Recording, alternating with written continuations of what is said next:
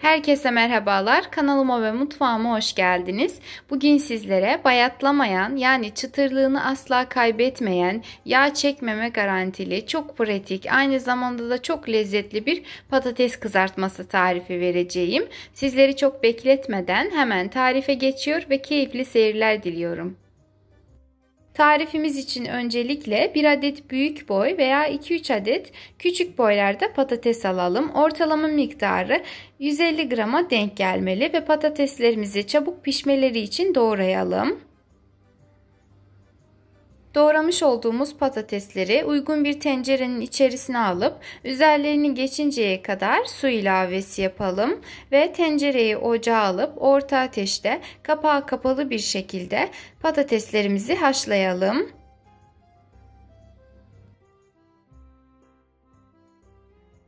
Ve patatesler tamamen ezilinceye kadar pişmişse suyunu tamamen süzüp bir süzgecin üzerine alalım.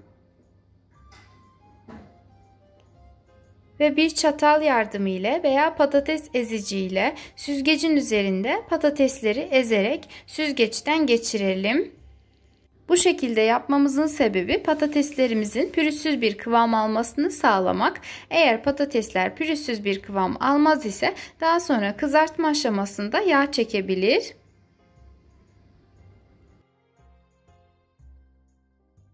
Ve hazır olan patates püresini soğuması için bir kenara alıp biz geçelim tarifimiz için kullanacağımız hamuru hazırlamaya.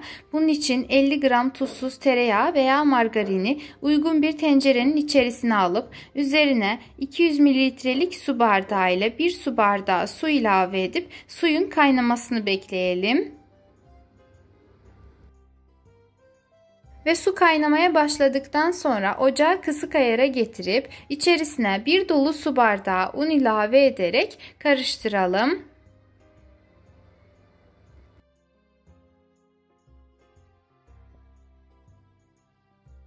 Hamur toparlanmaya başladığında ocağı kapatalım ve tamamen pürüzsüz bir kıvam alana kadar tahta bir kaşık yardımıyla karıştırmaya devam edelim.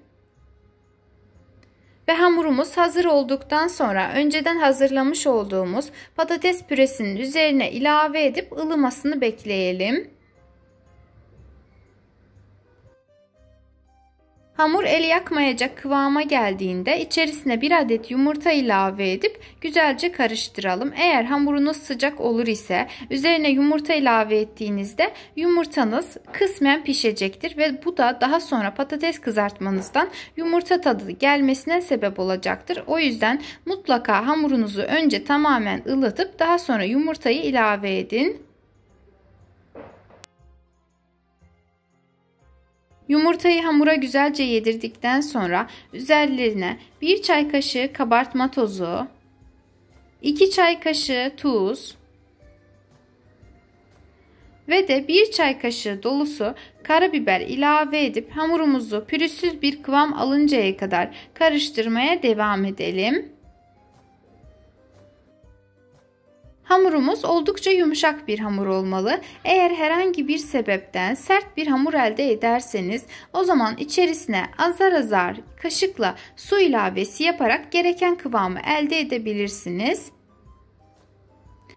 Hazır olan hamuru bir kenara alalım ve geçelim hamuru sıkmak için ev yapımı duyumuzu hazırlamaya. Bunun için ben şöyle yarım litrelik bir su şişesi kullandım ve eski bir bıçağın ucunu ısıtarak şişenin kapağına yıldız şeklini verdim. Öncelikle bir çizik attım. Daha sonra ona çapraz bir çizik daha yani bir artı oluşturdum ve daha sonrasında ise ona çapraz bir artı daha oluşturdum. Yani toplamda 8 çizik atarak yıldız şeklini verdim.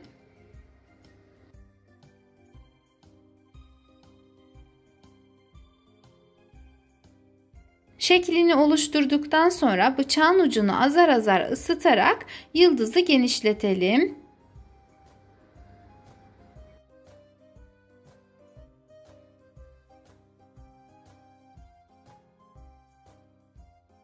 Ve artık istediğim şekli oluşturdum. Şimdi şişenin baş kısmını kesip çıkartalım.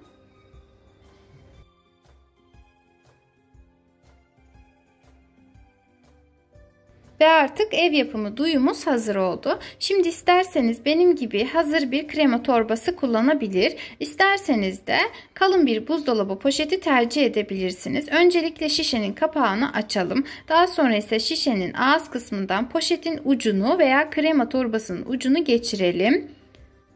Ve de kapakla eşit boyutlarda olacak şekilde krema torbasının ucunu keselim. Kestikten sonra ise şu anda gördüğünüz şekilde poşeti ters çevirerek şişenin ağzına yerleştirelim. Hazırladığımız yıldızlığı da taktık mı artık krema torbamız hazır oldu. Önceden hazırlamış olduğumuz hamuru krema torbasının içerisine dolduralım. Eğer videomu buraya kadar izlediyseniz herhangi bir sorunuz, görüşünüz, öneriniz var ise yorum kısmında belirtebilirsiniz. Hiçbirisi yok ise bile bana destek olmak amaçlı yoruma bir emoji dahi olsa bırakırsanız çok sevinirim.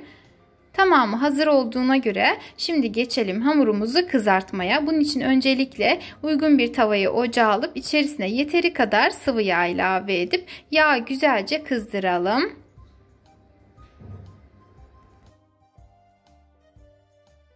Yağ kaynama derecesine geldikten sonra hamurdan sıkarak istediğimiz boyutlarda keselim. Makasınızı ara sıra yağa temas ettirirseniz hamurunuzun şekli de güzel olur.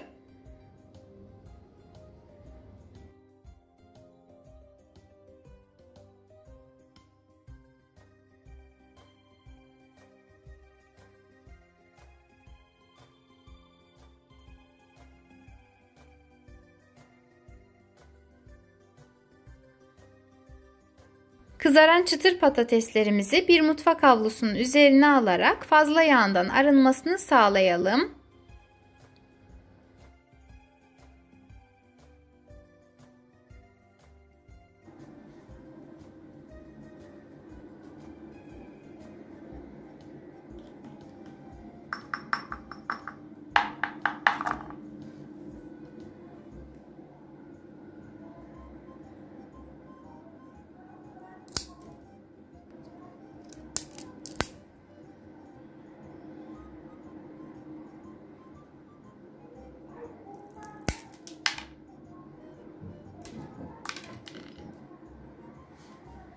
Ve asla bayatlamayan çıtır çıtır patates kızartmamız artık servise hazırdır. Umarım tarifimi denersiniz. Eğer beğendiyseniz beğenmeyi, emoji dahi olsa yorum bırakmayı ve de aşağıdaki paylaş butonuna tıklayarak tarifimi sevdikleriniz ve ailenizle paylaşmayı unutmayın. Bir sonraki videolu tariflerimden haberdar olmak için kanalıma ücretsiz bir şekilde abone olabilir ve bildirim zilini tüm olacak şekilde etkinleştirebilirsiniz. Kendinize çok iyi bakın. Allah'a emanet olun.